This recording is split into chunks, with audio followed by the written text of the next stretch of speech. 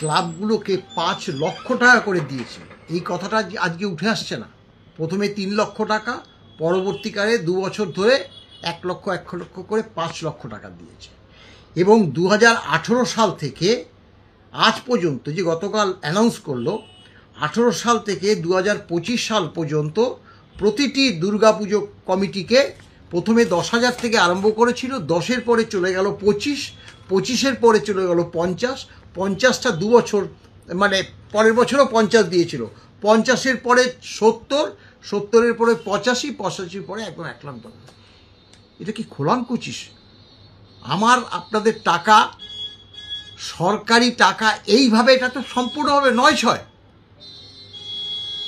এইভাবে যদি সরকারি কর্মচারীদের ডিএ না দিয়ে, এবং সবথেকে আমাদের যে অভিযোগটা, আমাদের যে 4 তারিখে ডিএ মামলা আছে, সেই মামলায় তো আমরা বিকাশবাবুর সঙ্গে আজকেও আমরা কথা বলে এসেছি। বিকাশবাবু আজকে চলে যাচ্ছেন দিল্লিতে, আগামী রবিবার আমরা যাচ্ছি, এবং রবিবার গিয়ে আবার আমরা মিট করব এবং বিকাশবাবুর সঙ্গে আলোচনা করব।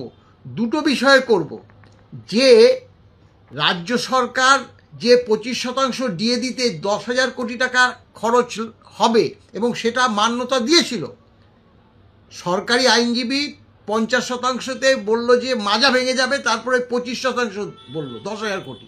তাহলে 8,000 কোটি এই পাড়ায় পাড়ায় কি সমাধান, না কি?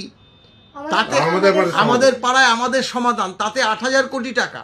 এবং 18 সাল থেকে আমাদের মামলাটা 16 সাল থেকে, মানে আমরা দর্জ করেছি, এবং 2016 সালে একটা হিয়ারিং হয়েছিল, সেটা মেনশন হিয়ারিং, এবং ফার্স্ট হিয়ারিংটা হয়, মূল হিয়ারিংটা হয় 17 সালের ফেব্রুয়ারি মাসে। সেখান থেকে আজ পর্যন্ত আমরা যতবারই মামলা করি, কেবলই টাকা নেই টাকা নেই, এজি গিয়ে এই কথা বলতো, কিন্তু ট্রাইব্যুনাল এবং হাইকোর্ট কেউ তার মান্যতা দেয়নি, টাকা নেইটা মান্যতা দেয়নি। কারণ বিচারকরা তো দেখছে টাকা নেই, কিভাবে টাকা নয় ছয় করছে। অর্থাৎ এই যে 8,000 কোটি টাকা, এবং 18 সাল থেকে আজ পর্যন্ত যে দুর্গাপূজায় অনুদান দিয়েছে, তাতেও 2,000 কোটি টাকা টোটাল খরচা হয়েছে, আমরা হিসাব করেছি। তাহলে 8,000 আর 2,000, 10,000 কোটি টাকা সরকার বিল হচ্ছে এক প্রকার, আর আমাদের ডিএটা দিচ্ছে না। কতটা, মানে সব থেকে যেটা হচ্ছে দুঃখজনক আমাদের কাছে, যারা অবসর নিয়েছে, তিনি মাছের বাজারের মতো নিলাম ডাকছে, গতবার 85 দিয়েছি, এবার 90 দিই, 95 দিই, 1 লাখ দিই, 1,10,000। আর এই যে অবসরপ্রাপ্ত কর্মচারীগুলো আশায় বুক বেঁধেছিল, কারণ সর্বোচ্চ আদালত, মানে আমরা গণতান্ত্রিক নিয়ম অনুসারে সর্বোচ্চ আদালত যে নির্দেশ দিয়েছে, সেটা একটা রাজ্য সরকার মানবে, সেটাই স্বাভাবিক। এবং তারা হাত গুটিয়ে বসে আছে, একদম লাস্ট ডেটে একটা এমএ ফাইল করে, তবুও সেটা মেনশন করেনি, উঠাবার চেষ্টা করেনি। আমরা এই জায়গাটায় বলবো যে এই যে সরকারি কর্মচারীদের ডিএ টাকা না দিয়ে 10,000 কোটি টাকা সে দান ধ্যান করছে, আমাদের টাকা নিয়ে খেলা মেলা, এগুলো কি চলছেটা কি? অবসরপ্রাপ্ত সরকারি কর্মচারীদের পেনশন, যারা সেই 5ম বেতন কমিশনের মামলা, তার আগে 4র্থ বেতন কমিশনের মামলা, 4র্থ বেতন কমিশনেও যারা পেনশন পাচ্ছে, তারাও কিন্তু এই ডিএটা পাবে, কিন্তু তাদের বেসিকটা তো খুব কম, পেনশন বেসিকটা। তাদের যে পেনশন বেসিক 10, 12, 8-এর মধ্যেও আছে। তাহলে তারা মানে একদম শেষ জীবনে এতদিন সরকারকে পরিষেবা দিল, সেই সরকার তাদের গ্রাসটাকে কেড়ে নিচ্ছে।